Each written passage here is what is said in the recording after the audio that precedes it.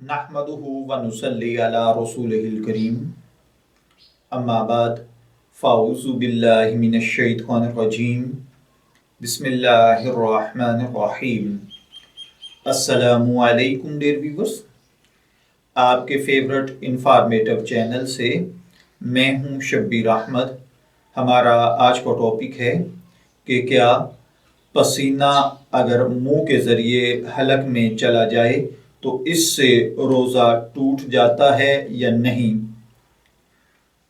देखिए मेरे भाइयों और बहनों, पसीने की अगर नमकीनियत का एहसास आपको ना हो तो ये इस बात की इलामत होता है कि वो आपके हलक के अंदर नहीं गया।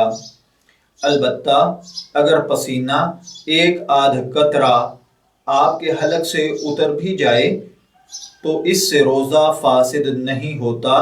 अलबत्ता इससे बचना मुमकिन अगर हो तो जहाँ तक मुमकिन हो बचना चाहिए।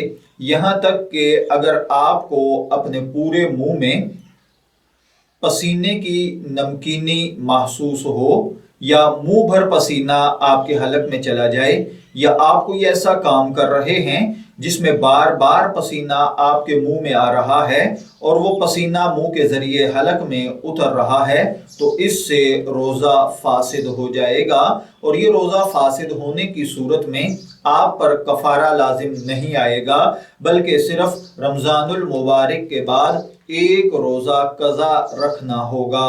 मैं दुआगो हूँ कि अल्लाह ताला हमें इन बातों को समझकर इनके मुताबिक अमल करने की तौफीक अता फरमाए। शब्बीर अहमद को इजाज़त दीजिए, फिर हाजिर होंगे किसी नए टॉपिक के साथ। तब तक के लिए अल्लाह हाफिज़।